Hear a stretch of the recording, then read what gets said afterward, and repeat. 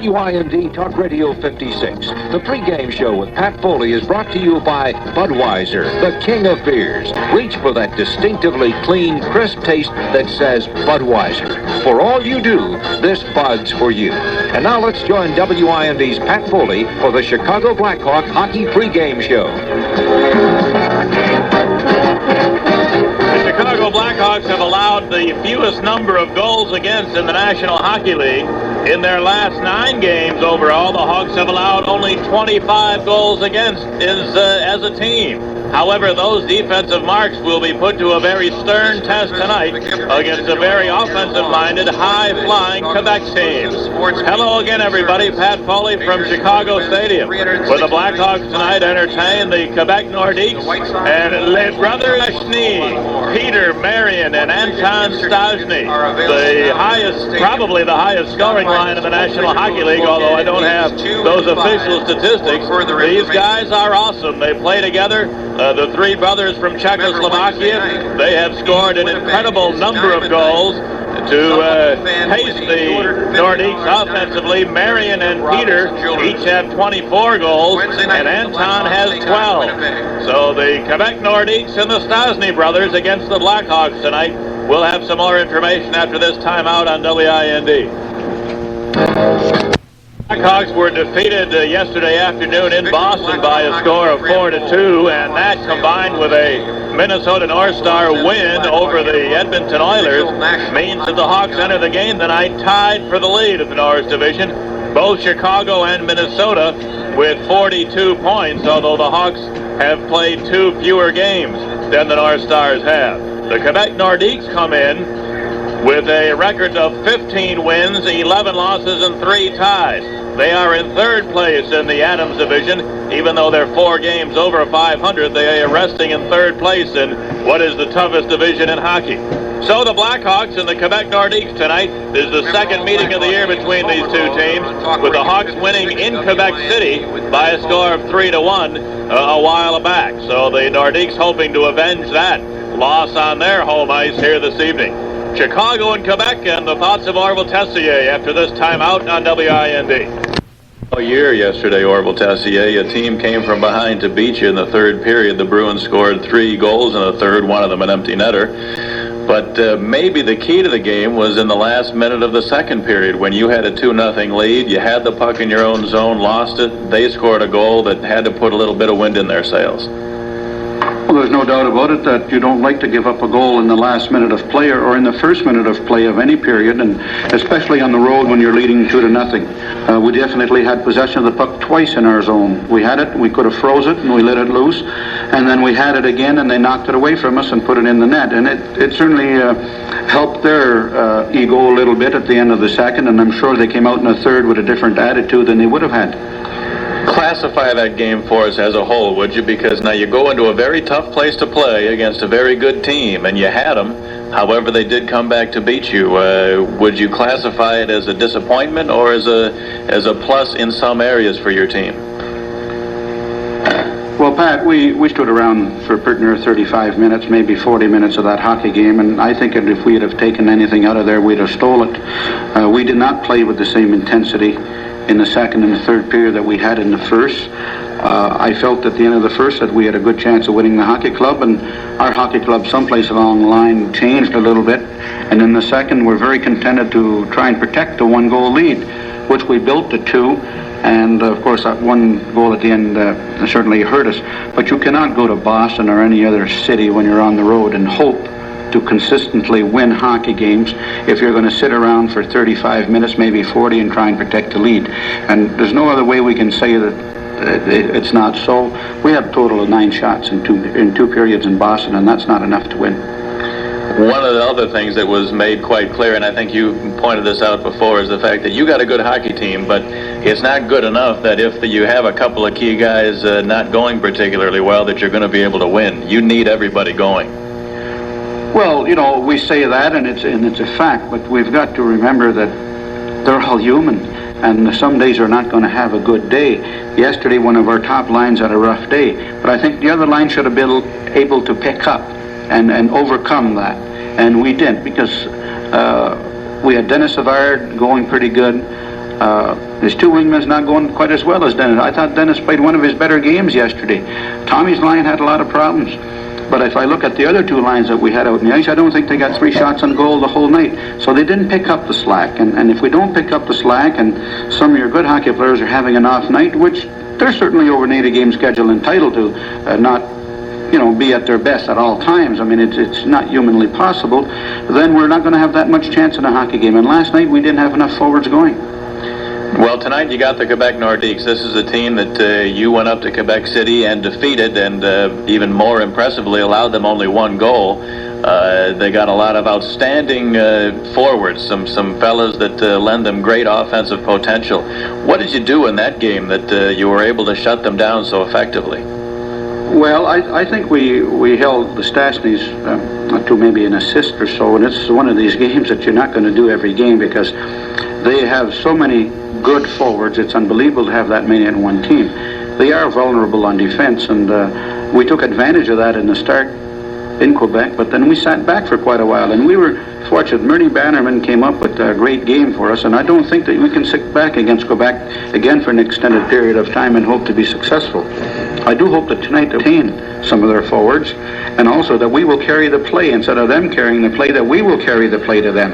If we don't carry the play to them and we watch them come tonight, I think we could have problems, and this is something that our club is starting to do a little bit lately. We did it in Washington for a little while, and it cost us.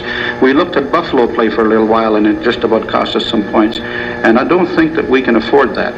I think we've got to play the style of hockey we employed against Rangers a little bit more. We went right from the opening whistle and we went at them. And we have that type of club that can do that. But when we stand around, Pat, we become very vulnerable.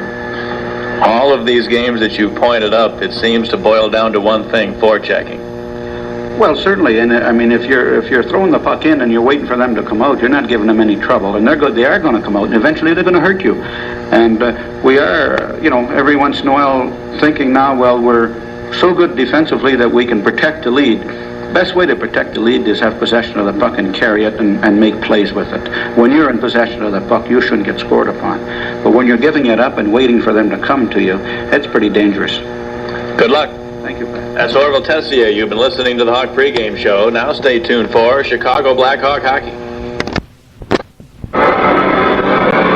Back in Chicago Stadium, here is the first period summary now. The only scoring of the period came at the 8:15 mark, and it was scored by the Blackhawks' brand new captain. Here's the way it went.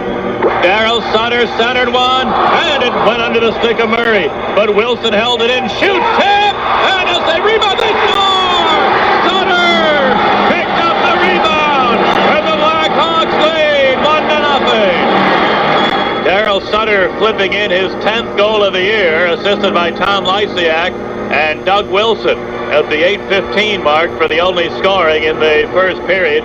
The penalties to the Nordiques: Moose Dupont for tripping at 12:34, Chicago's Bill Gardner for tripping at 16:43, and the Hawks' Greg Fox off for holding at 18:31. Shots on first period, the Blackhawks had 9 and the Nordiques had 9. It was a first period that was characterized by the Blackhawks coming out of the gate pretty quickly. The Hawks had the better of the first couple of shifts, in particular one very strong shift by the Lysiak line when they kept the Nordiques hemmed in their own zone. Had 2 or 3 good scoring chances during that shift, although they did not cash in on it. They got the Hawks and the crowd going here in the early moments of the game. But after that, the Nordiques began to come on a little bit, and from about maybe the 5-minute to the 8 or 9-minute mark, it seemed as if the Quebec Nordiques had the better of the play, and much of the action was taking place in the Chicago zone. Then the Nordiques later in the period had a couple of power play chances, and they buzzed all around the Blackhawk net but could not get anything in. The 2 best chances for Quebec were Anton Stastny, who had 2 great opportunities as his brother Peter was at the far post. He flipped the puck right through the crease, and Anton was on the near post, and he just deflected it wide of the half-open net both times. Other than that, Marion Stastny had a glorious rebound chance after Bannerman had stopped a shot from Dave Fichette. Marion Stastny had a rebound in the near circle, and He took a very quick and hard shot, but Bannerman slid across from post to post to make a very strong stop on that. So, 20 minutes complete in the stadium, and the score at the end of 1. The Blackhawks won, the Nordiques nothing. We'll be back to visit with the new captain of the Blackhawks, Darryl Sutter, after we take this time out on WIND. Buried tonight, the new captain of the Chicago Blackhawks, Darryl Sutter.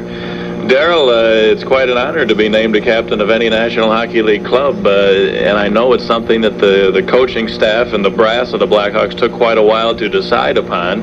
I'm wondering, did they consult with you? Did they ask you about the responsibility and whether or not you would like to accept that role?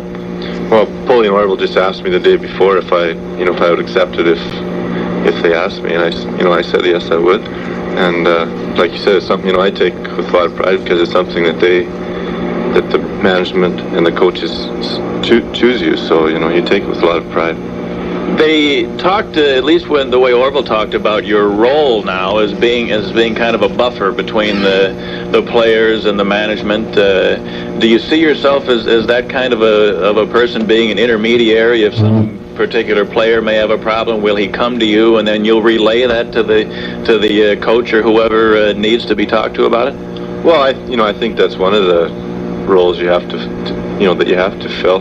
But I don't like being the guy in the middle who has to do that. I think if there's a problem in the dressing room, I'd like to think that we could do it ourselves and not have to go to the coaches. But if it's something bigger, well, then I will go to the coaches.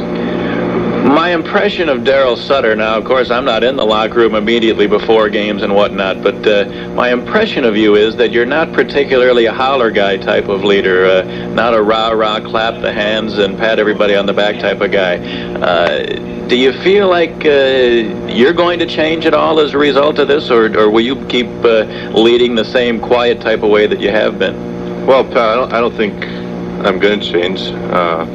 I think you lead a lot by example, but I think I do my share of hollering and yapping. Maybe times I say stuff that I shouldn't say in the dressing room that I feel bad about after, but I don't think that I have to change.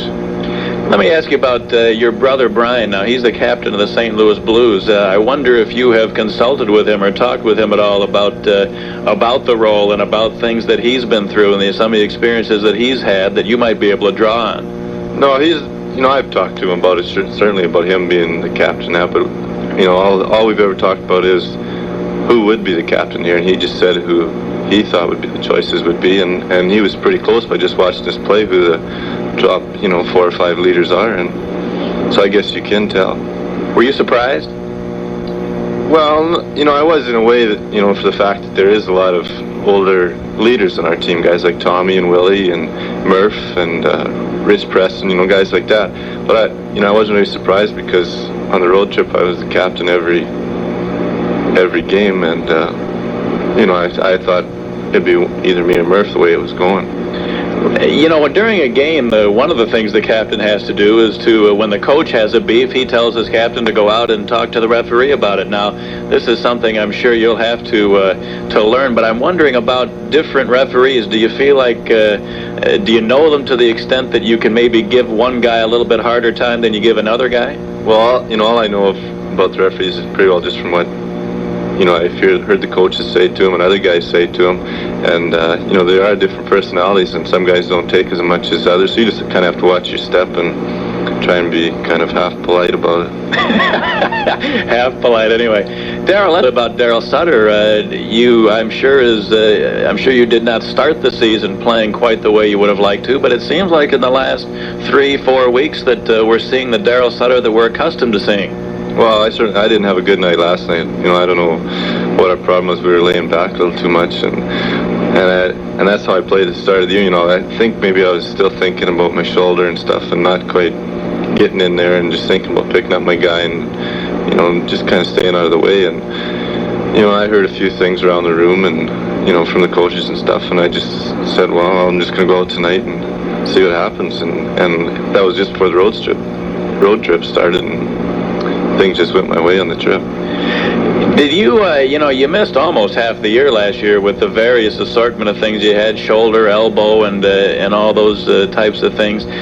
Did it take you the first couple of weeks to get back into game shape? I mean, you came in excellent physical condition, obviously, to camp, but there's that separation between practice and playing and the game condition type of thing and the timing and all that. Did it take you a while to really feel your way back into the swing of things? Oh, definitely. I was so disoriented, and I missed some games in training camp, too, you know, that I wanted to play because of pulled groin.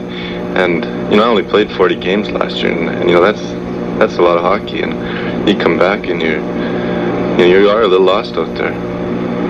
Darryl Sutter, the captain of a team that is at the moment the best team in the National Hockey League. That's kind of an awesome kind of thing. If you let it be, I guess you have to put everything in perspective, though.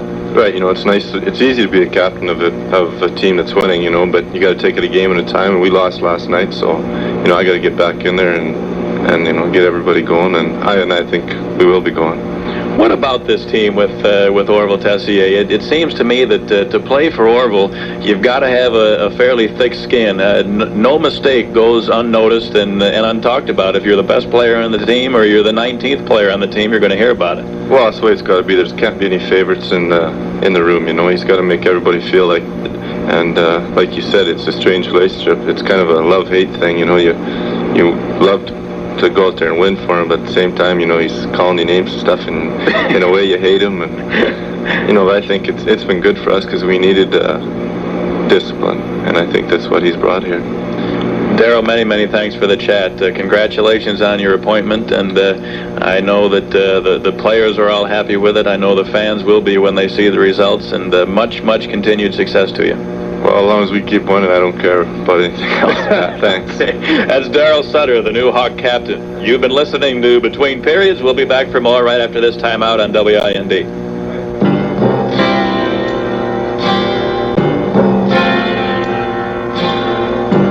Someday you'll own. Someday you'll own.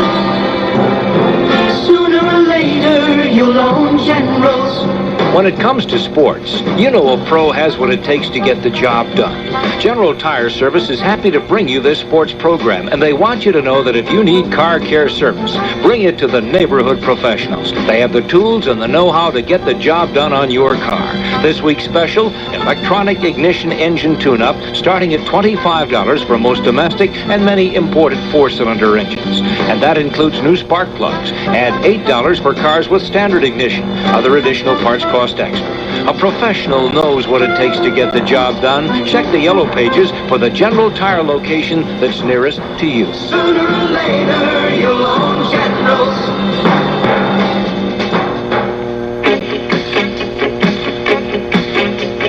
Time is right.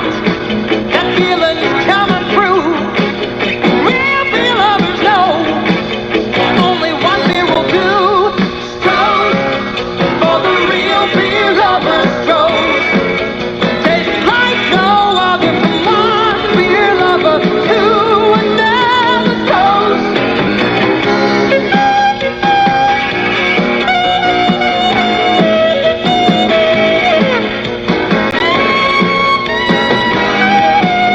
Real beer lovers say they go out of their way for a stroke.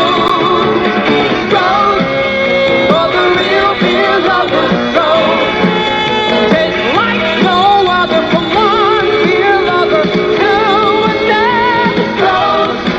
Stroke Brewery, Detroit, Michigan.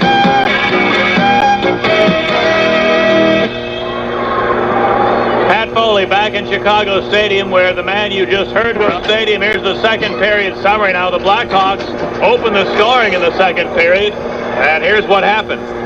Now here's the draw control by Sutter, moving, and he scores!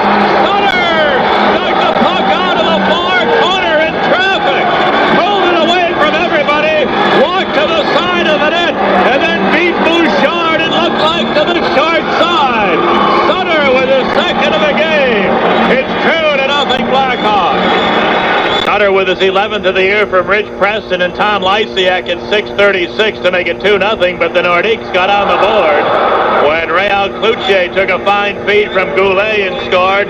Cloutier from Michel Goulet and Dale Hunter at 11:48 to make it 2-1. The Blackhawks then got a power play chance, and this was the result. There's Doug Wilson. to Tom Lysiak at center. He comes over the line, rolled it in front. They score! Larmer! Steve Larmer from the far circle. It appeared that Bouchard got a piece of it, but it trickled in behind him. And the Blackhawks with a power play goal now lead it 3-1. The power play for Larmer, his 12th of the year, from Lysiak and Wilson in 1828. The Nordiques came back. Anton Stosny from Dale Hunter and Real Cloutier in 1946 to close out the second period scoring. Shots on goal in the second period. Quebec 10, the Hawks 9. The two-period totals 19 for the Nordiques and 18 for the Blackhawks. Your score at the end of 40 minutes. Chicago 3, Quebec 2. We'll have the third period shortly now.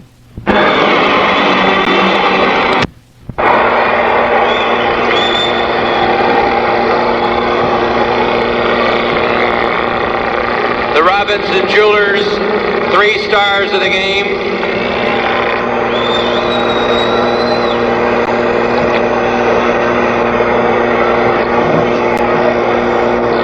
The game's number 3 star. The goal assist for the game-winning goal, Chicago, Hirsch.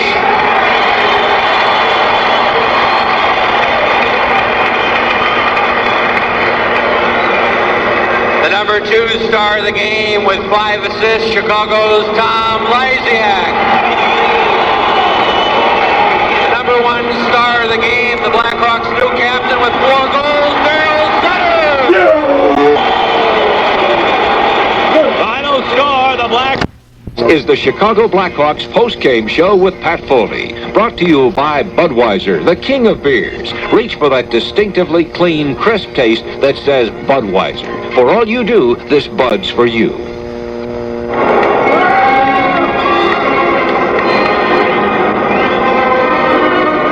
Here's the game summary now. 18,132. This is the 5th sellout of the last 6 Blackhawk home games. They saw the Hawks get the only scoring in the first period. Darryl Sutter with his 10th of the year from Tom Lysiak and Doug Wilson at 8:15. Each team had 9 shots in the first period, and the Hawks had that 1-0 lead going to the second. They increased it when Sutter struck again, his 11th of the year, assisted by Rich Preston and Tom Lysiak at 6:36 to make it 2-0. But the Nordiques got on the board when Real Cloutier scored from Michel Goulet and Dale Hunter at 11:48 to make it 2-1.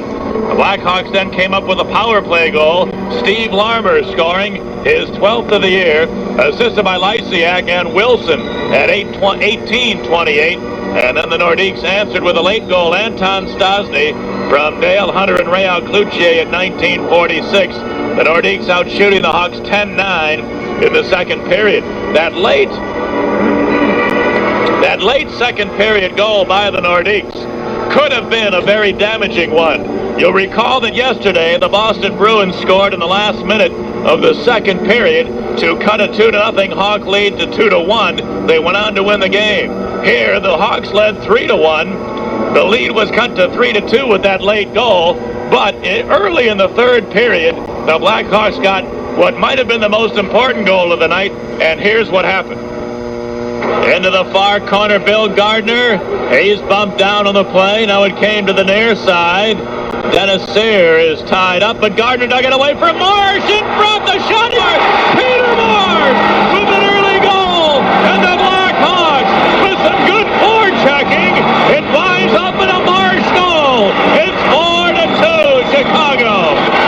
So that line with their aggressive forechecking negated the late second period goal by scoring at the 25-second mark of the final period. Peter Marsh scoring only his second goal of the year. I was humored at the time by the fact that he seemed to be trying to be so cool with it. He didn't want to smile. He didn't want to seem joyous at the occasion. But I can tell you he's been a very frustrated young man that the puck has not been going in the way he would have liked.